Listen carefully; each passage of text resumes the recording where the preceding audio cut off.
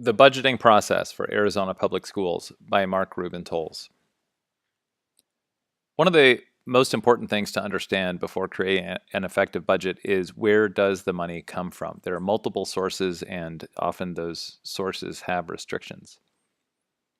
In Arizona, before 1981, the public schools were funded mainly by local property taxes and other sources of funds that are raised from local businesses and community members.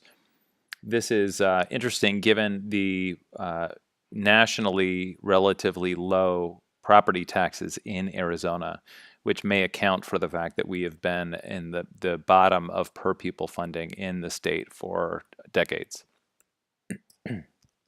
Because as you can see from this chart, Arizona residents pay relatively little in property tax. In most of the counties, they pay less than $1,000 compared to other states where there's a much higher than $3,000, 3 times as much for some schools.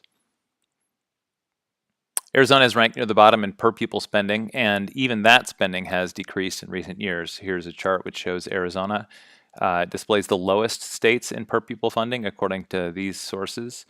And Arizona's change was that it dropped 11.6% in funding over the course of the 4 years depicted.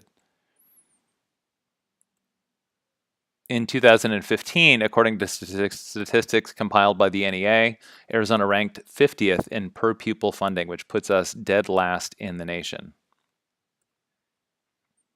That is kind of an enjoyable aside. In 1981, as a way to ameliorate the effects and the inequality that resulted from such local funding of public schools, the state instituted an equalization formula.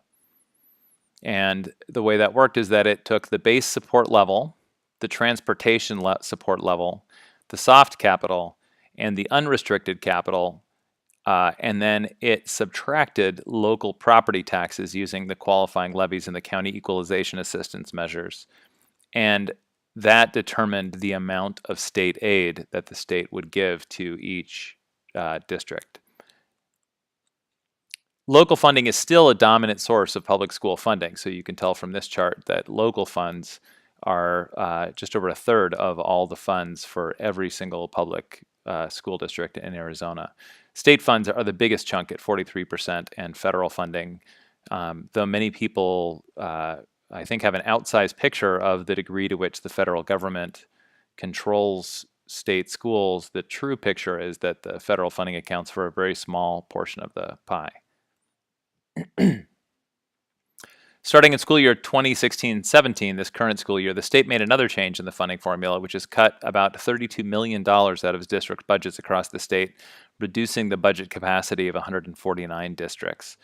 It forces schools to make estimates based on current year enrollment, which leads to greater uncertainty and error. The prior calculation method allowed schools to create budgets based on their prior year's enrollment, which was well known.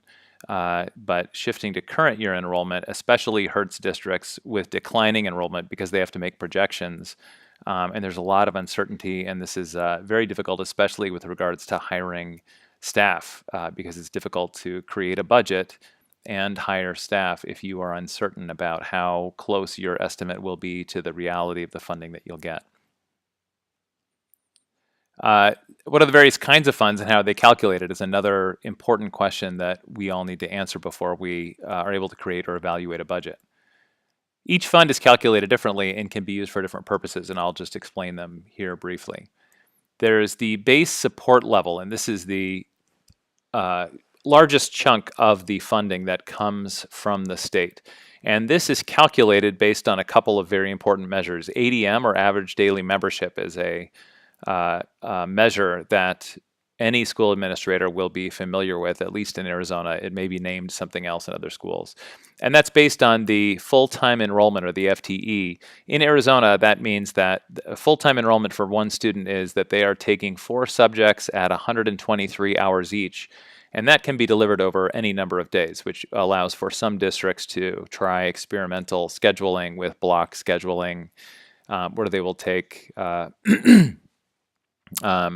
fewer subjects, at a longer hourly rate over a shorter time. This is multiplied by the number of membership days out of 100, and that leads to the ADM for the school. Another important measure is the actual average daily attendance, because you may have students enrolled in your school, but if their attendance is below the threshold, then the school will lose funding. So the way this is calculated is you take the number of membership days for each student and you subtract the number of absence days. And this, in aggregate, it creates the ADA number when you divide it by 100. Base support level funding is modified based on the needs of students who are enrolled, and this makes sense because it does cost more money to educate some students. Students who qualify for special education, for example, are given more weight, and there's a range, and it is actually based on the diagnosis or the disability that is indicated and documented in the IEP. So it ranges from, I'm seeing now actually 0.003 for a group of disabilities to 7.947 for students with multiple disabilities or severe sensory impairment.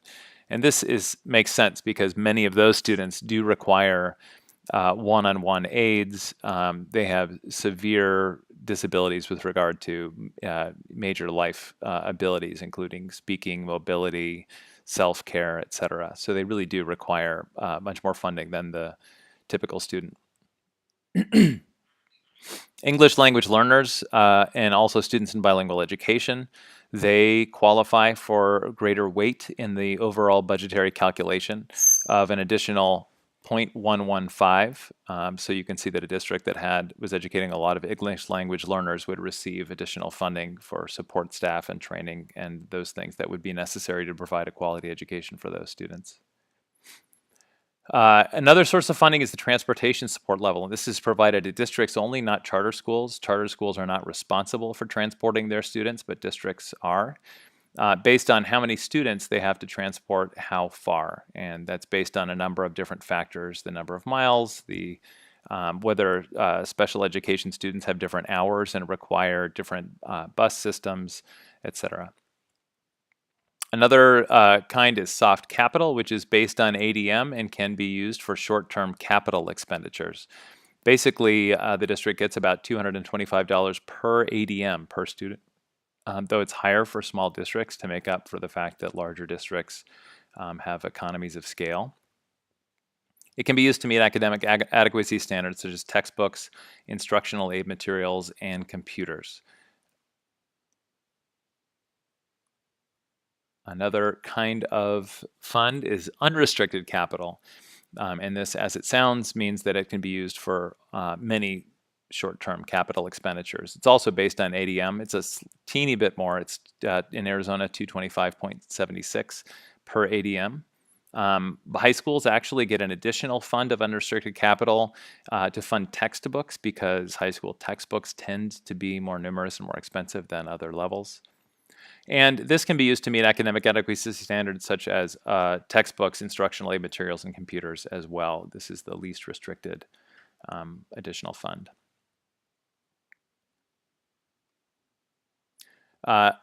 Another important question is, what's the timeline for all of the budgeting steps? And there is a year-round system of timelines beginning in July 1, which is the beginning of the fiscal year. By July 15th is the last date for public hearing and adoption of a proposed budget, which has to be published for public review 10 days prior to the hearing. So all districts have to publish this. And then once the governing board approves the budget by July 15th, then that is the budget for the year. There are several deadlines along the way for budget revisions. You'll see there's an October 31st budget revision, a December 15th budget revision, and a May 15th budget revision. So there are steps along the way where districts can revise their budgets. They are responsible also for reporting requirements along the year, the annual financial report, the classroom site fund report, and others. And then districts typically begin gearing up for the budget. Even though the deadline is in July, they begin gearing up in February or March. We have a March 30th deadline for the Joint Legislative Budget Committee. That's a part of the Arizona State Legislature to set classroom site fund base support level for next fiscal year. Though our legislature has known to miss this deadline, which puts districts in very difficult places. They have to create speculative budgets based on a number of predicted scenarios, and it leads to a lot of uncertainty. June 30th is the end of the fiscal year. Districts must document throughout the year. The two most important documents are in bold. So there's an expenditure budget, and that is the plan itself, the spending plan for the school year, which includes the budget for the current year and the budget for the future year, so that a clear comparison can be made and changes in spending. And also there's a year-end report of the district's financial activity, and that includes all the budgeted and the actual revenue. So this shows the discrepancy between what the plan was and what actually happened. And this is another really important report. But there are all sorts of other reports that districts keep along the way to make the process visible and be able to be held accountable. All of this funding and this process, though it's complex, enables us to create and maintain the programs that drive student learning, and also allows us to be accountable to the public because we are public institutions. It is essential to be aware of the laws, procedures, and limits for spending, as complex as they are, and I hope this presentation has helped to accomplish just that. Thank you.